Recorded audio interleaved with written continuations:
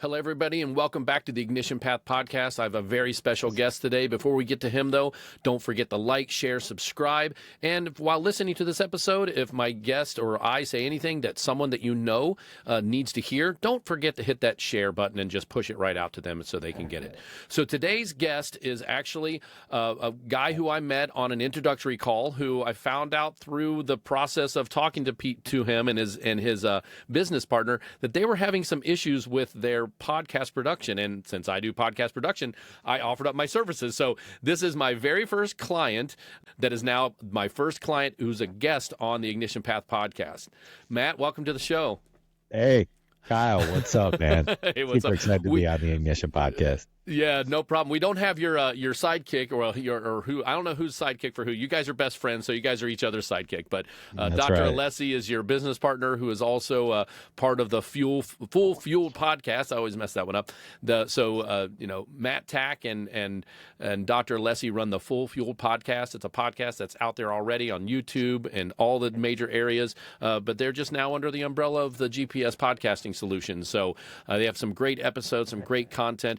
But today, we're going to talk about Matt and his path to becoming an entrepreneur and how that happened. So, Matt, tell us a little bit about yourself, your background, what you did before you became an entrepreneur, or have you always been an entrepreneur? Like, tell us a little bit about that path. Yeah, so I think it's a little bit of both. And I don't think I know. So I went to college, but, growing up, I had an entrepreneur bug in me, I guess you could say. I was always dealing baseball cards, and I was always doing various things throughout my early childhood and adolescence, like baseball cards, like collecting baseball cards. You should see my collection of cards. It's pretty amazing. I was super organized, had tabs on them, knew what every single one of them were, knew all my Michael Jordan cards. And then I would deal them to my friends, right? Hey, can we barter? So I guess that, that might have been the early side of it. And then sports played a huge part. I've always been super competitive. So I was always, I think that there is a derivative of kind of that entrepreneur in you when you hit a certain of athletics. And so I was a pretty good basketball player growing up, as you can see the rock in the background. I love me some ball. But that didn't come out without some hardship. So I graduated from high school. And my full intention and my dream was to play Division I basketball. Okay. I got a couple of JUCO school offers, but I had a really bad attitude towards that. I was like, I'm a D1 talent. Like, I need D1.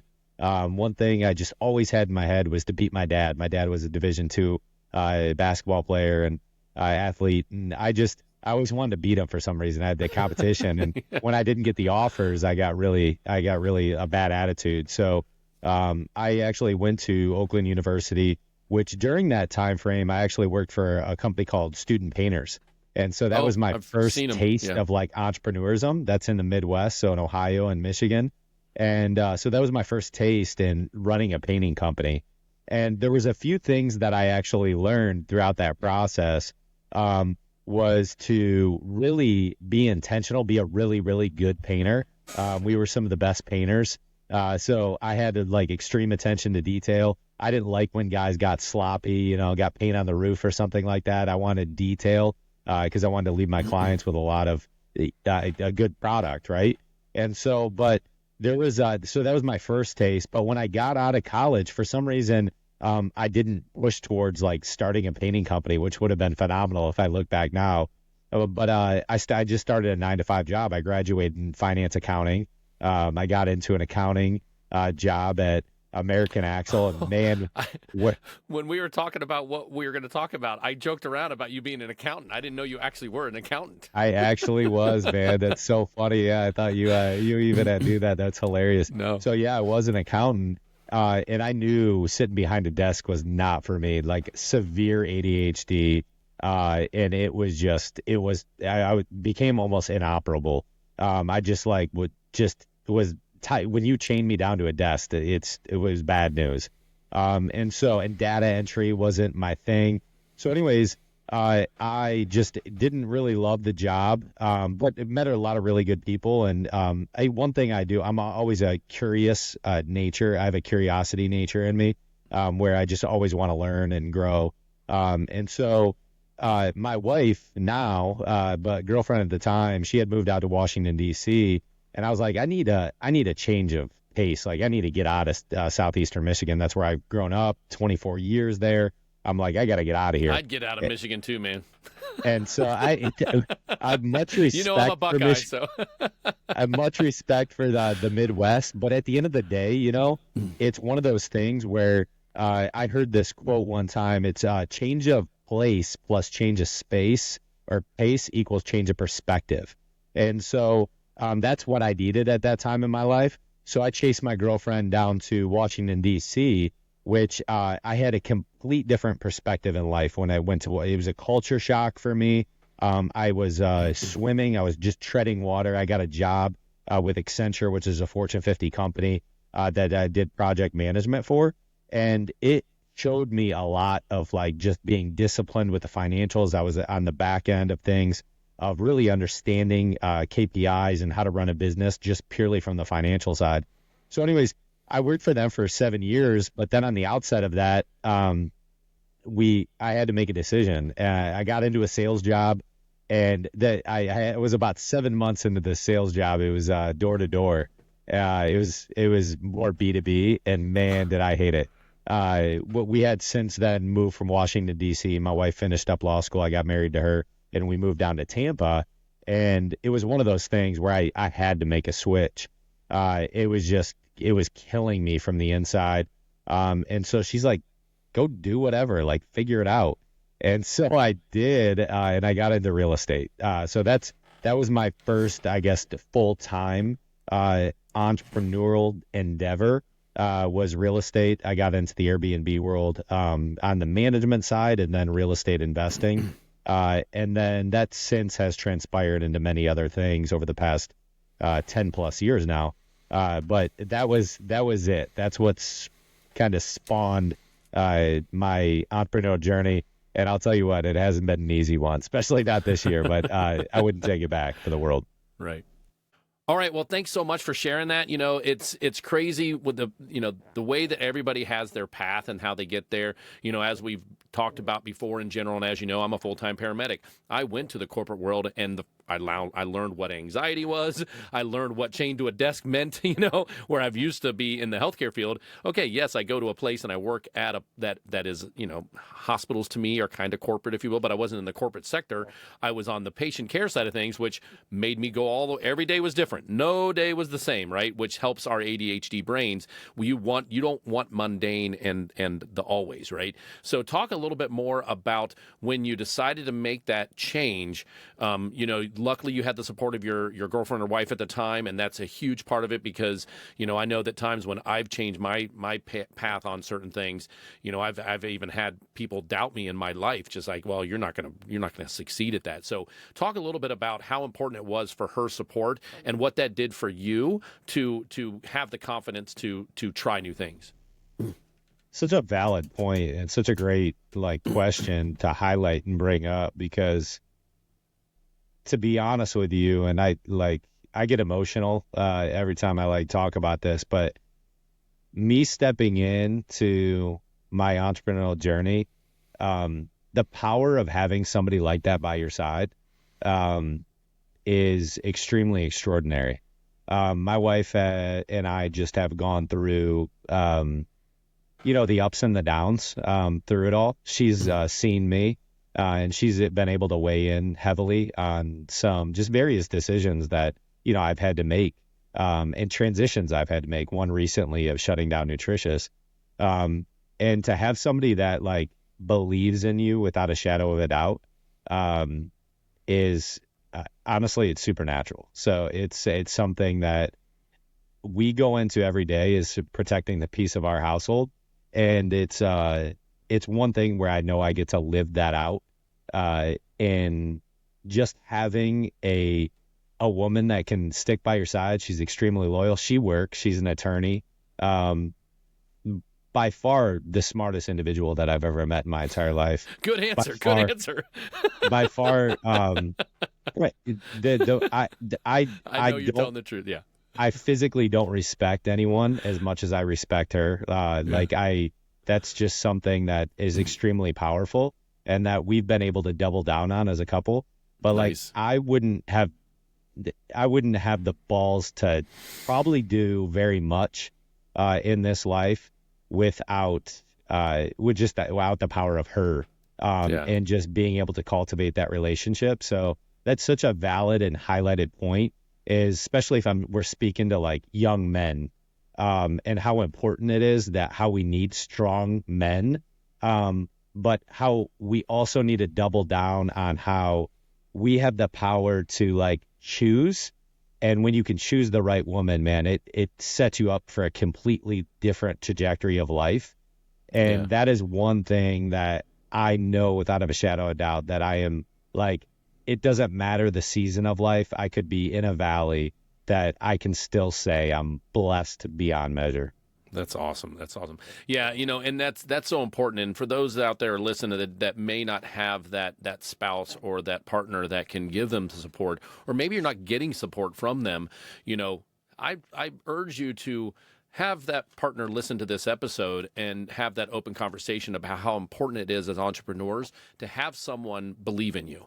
Luckily, my entrepreneurial path kind of went through multiple things. Landscaping, building things, creating my voiceover business, creating different businesses, helping my wife build her own business with her Scentsy products. And it's one of those things where she sees you as someone who can like imagine something and then get it done. Whether it's stuck for good or whether it was just a season of your life that it happened, that person there knowing that support is so important. So if you don't have that person in your life, I highly suggest to find an accountability partner that can help you be with that knows you well as if it is a spouse that is that person, to make sure that if that conversation or that doubt is there, to have the real conversation about, hey, listen, this is very important to me. This is something that, you don't tell them what to do for you, but lead the conversation into supportive conversation and be supportive when you go to them to talk to them about it. So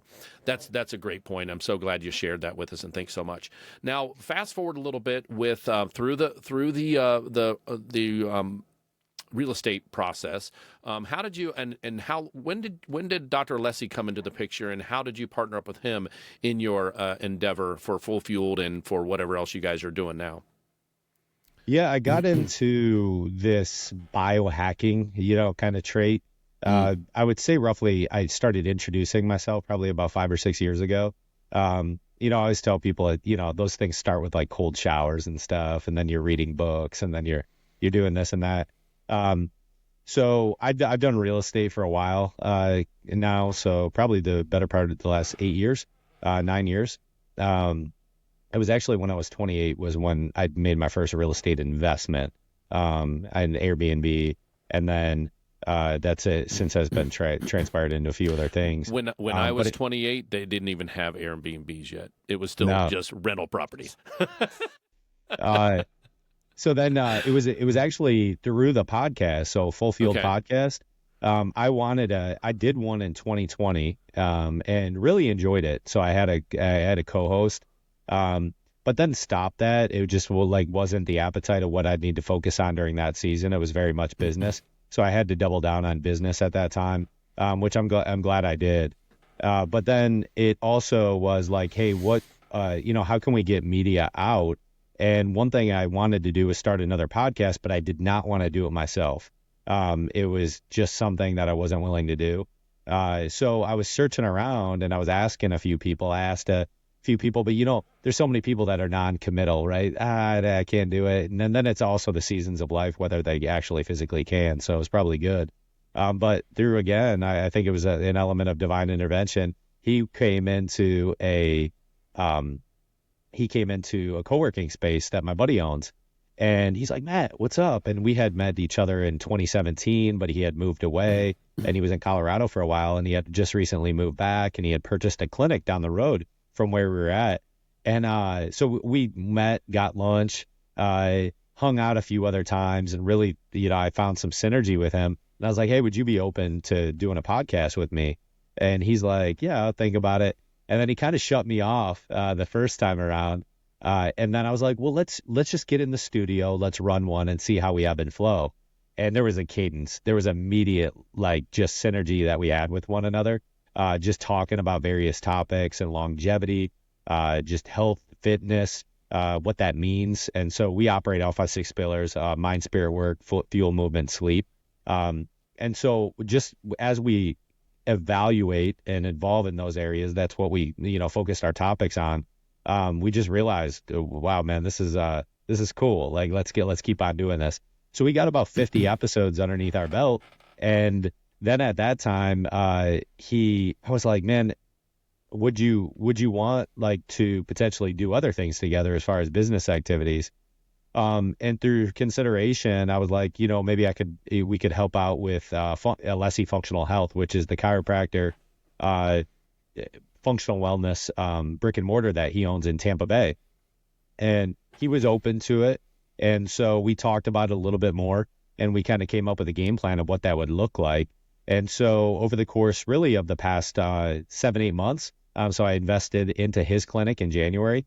I've taken on more of an ops role. And then he handles all the in-clinic patient care along with our other associate doc and our staff there.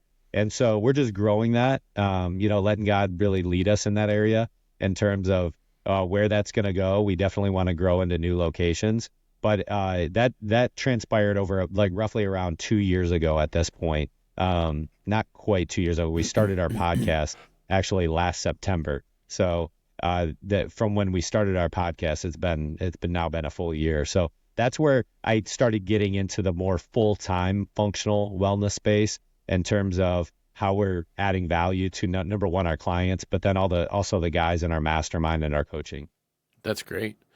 Well, that's fantastic, and that you found someone that you have that synergy with. It's so important, and the fact that you guys, and I've watched your podcasts, and now that I've edited a few, you guys have a lot of fun, and there, the information, the guests you bring on are quality guests that talk about a lot of things in the men's health space, and you do have women that come on and talk about their journeys in the health and wellness as well. And I think it all together, it's a really great podcast to tune into.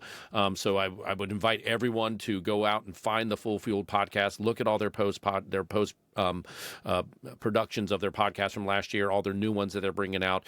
Being on the side that I am, being the producer of it now, I know that they've got a lot of stuff in the bank getting ready to come out, and it's just going to be more and more great information and great stuff that they're going to be bringing to you. So talk a little bit about where the name Full Fueled came from and the concept behind it, and is that something where the Full Fueled podcast is going to be, and you mentioned, Alessi Functional Health, and then what your business is called is Full Fueled, the umbrella under all of that, and like how that came about. Yeah, that's I got ordained, so we were praying about it. We were trying to figure out, like, hey, what would be a good name for the podcast, and what would embody something that we're trying to put out in the world. And so we just came up with Full Field Media. That was where honestly, Dr. Alessi was praying about it. He's like, man, we need a name to go by. What Full Fueled means to us specifically is like, how are you living life, on a full tank, right? So Gotcha. You are playing off of fulfilled, but full fueled, where no one honestly can be honest with themselves and be like, yeah, I wish I was 3/4 full. I wish I was a half a tank full. No, you want to be full fueled, and you want to be operating on all cylinders. And so that's where we had to then we wrote down our pillars. You won't hear us talk about our pillars much in the podcast, but this is where they drive from, right? Is fuel what we're putting into our body. So that's like the nutrition layer. Movement, how we're moving our body on a daily basis, right? So just our bodies are meant to move. And as Americans, we're becoming more and more static, right? Things are becoming easier. And how do we have that intentional discomfort? Because movement typically is uncomfortable. So then sleep as a derivative of that is this burn yourself out, operate off of 3 to 4 hours of sleep, work 80 hours a week. That's not living full fueled, right? So how we optimizing our sleep, running our metrics. We're big believers in either the Whoop band or the Oura ring. to understand your sleep metrics. You don't always have to wear them, but I would recommend, 5 to 6 months, start measuring that, get data for your sleep, because that's ultimately how you're going to be optimized the next day. And then mind, spirit, and work are the following three that we operate. The mind is like, what are you operating by? Like, how are you fueling it? Who are you surrounding yourself with? How are you lifting yourself up, whether that be through reading books, having a mentor, you having friends that are going to elevate you? But like, how are you consciously thinking about what you're actually putting into your brain? So that's the mind. Spirit is definitely something outside of us. I believe we're spiritual beings and we have this borrowed shell. So like, what is this spirit within us driving? And so for me, just being with more of a Christian-based background, I'm a believer in Jesus. How am I implementing that, right? So I do daily devotionals and I have my abide time and how I operate. So spirit is very much a forefront and focus for me. And then work is, of course, that's the creation of who we are, right? We always need to work. And as an entrepreneur, I was like, dude, I'm never going to retire because I'm always creating something, right? Yeah. So you're creating a new narrative and a new story every day. And so then how do we go within that? So really that encapsulates full fueled, like how are we operating on these 6 pillars that allow us to live that full fueled life. But that was downloaded onto Dr. Alessi and I love it. And so we ran with it. So that's our media portion. And then Alessi Functional Health is our brick and mortar and how we serve the people of Tampa Bay. That's awesome. That's a great explanation. That's a lot deeper than I've ever heard you explain full fueled. So I'm glad I asked that question, because it gives me the passion and the understanding, and then I can serve you guys better by knowing your path and knowing your pillars, and also help you with. I meet so many people through podcasting as you do. There's going to be, literally while you're talking, I'm like, I have 7 people now I will need to get you in contact with for being on their podcast, or you being on or them being on your podcast, because there's an alignment of all of, there's 6 different pillars that have something to do with someone I know that I can introduce you to. So that's one great thing I love about podcasting. Not only is it information that we can provide to our listeners and become an authority in our space, but it's also that networking and that that ideal client possibility that you can meet through podcasting. And that's why I love it so much. So I'm so happy that you guys did have that. I chuckled when you said download it on a Dr. Alessi. I'm like, well, I've never heard it said that way. Like, it's like you pray about it and then it gets downloaded onto you. So like the next time something comes to me after I've been praying or thinking and putting it up to the universe, when it comes to me, I'm gonna be like, oh, it's been downloaded. Sweet. It took a while to get it. Must have been dial up. It wasn't high. It wasn't the fiber optic like I have now. But so I love that little takeaway. When something comes to you, it's downloaded to you in today's terms. That's so great. We'll think about that too.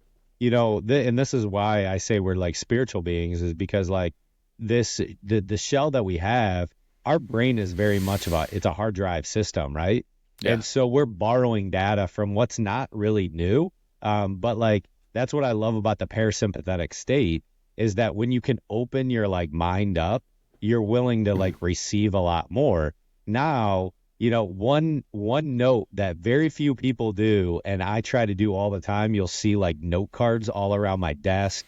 You'll see my journal filled without stuff, is because those are the downloads that are coming. And I always believe, I heard this quote was, the shortest pencil is longer than the longest memory, right? Yeah. And so you want to write those things down as they come to you, because you're, oh man, I thought about that one time. And then in your reticular activating system, there's a double imprinting when you write it down. Yeah. So just, for all the people that are out there listening, make sure you write stuff down, because you're getting downloaded all the time. We're creators. Exactly.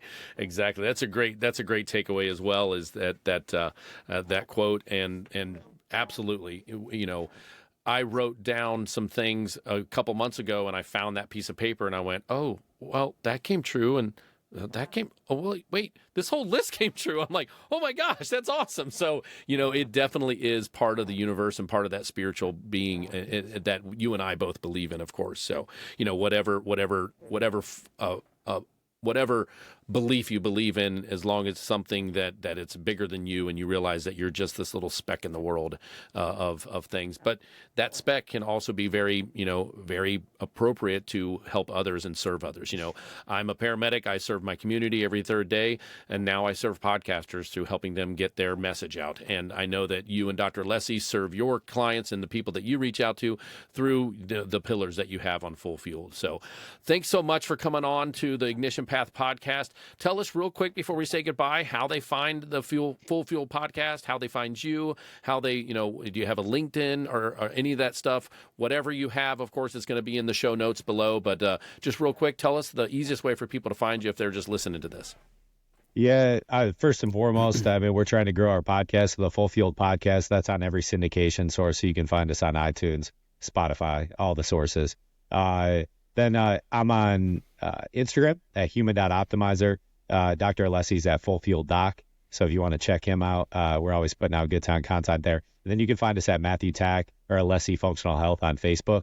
That's where we're at. We post a lot of good quality content out there as well. So that's where you can find us. You can always reach out to us. And then if you're in the Tampa Bay area, always come see us at Alessi Functional Health.